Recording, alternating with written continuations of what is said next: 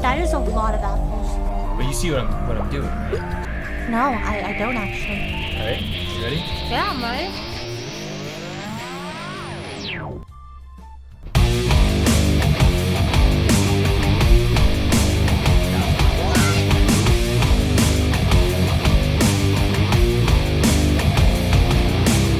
I am a gamer, and usually when I talk about video games with my friends, it looks a little something like this.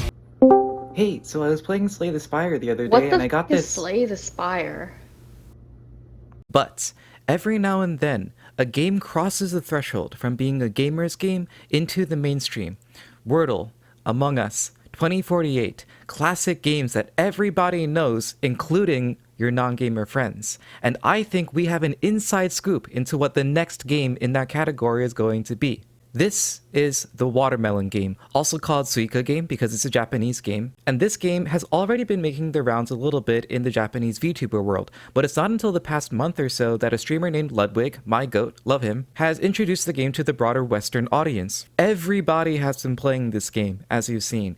Valkyrae, Sykkuno, LilyPichu, some of the biggest names in streaming that you know. Not Toast though, he doesn't seem to like this game very much. And most of the time, when a lot of big streamers are playing a game like this, that is the predecessor for the game launching to stratospheric heights. That's what happened with Among Us a few years ago. Valorant as well is in part so popular because so many streamers have been playing it. And Suika Game I think is going to follow the same pattern.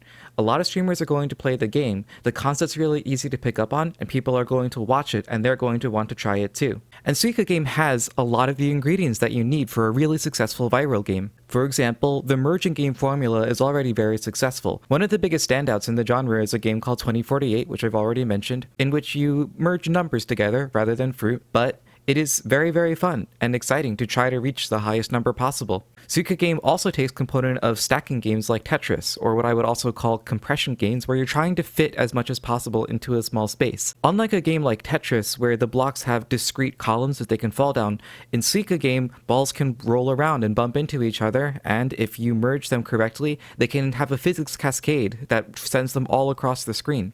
And it gives the game a skill component that I think Tetris is somewhat lacking. There's two big things that I think Suika Game really needs to be taken to the next level. The first is what I'll call emotional peaks, or emotional troughs in comparison. I think a lot of the most successful games do a really good job of imposing onto the player when they reach a really important score, or a certain milestone or something like that.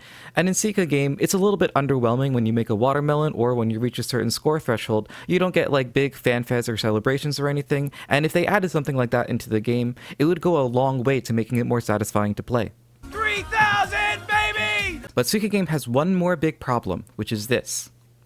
You need one of these guys to play it. It is a Switch game, it's on the Nintendo eStore, but not everybody has a Switch, and especially, not everyone knows how to stream from a Switch. I certainly don't. I don't have a capture card. And that quality, I think, is what's currently limiting Suika Game from being sent to the stratosphere. If this game had a really good browser version, it would be unstoppable. Everybody would be playing it. Now, a browser version does exist, but it's not that good. The physics are off, the bounce mechanics aren't the same as in the Switch version, and most importantly, I don't think the leaderboard is actually synced up with anything. My scores are not being recorded in the browser, and so there's still a hole in the market for a really good copy of Suika Game. Now there's two possibilities that I can see.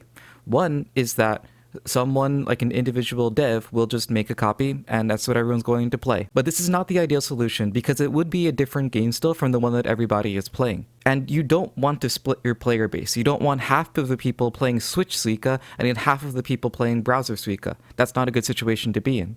So what's a better solution? Make them the same thing. Make them one game.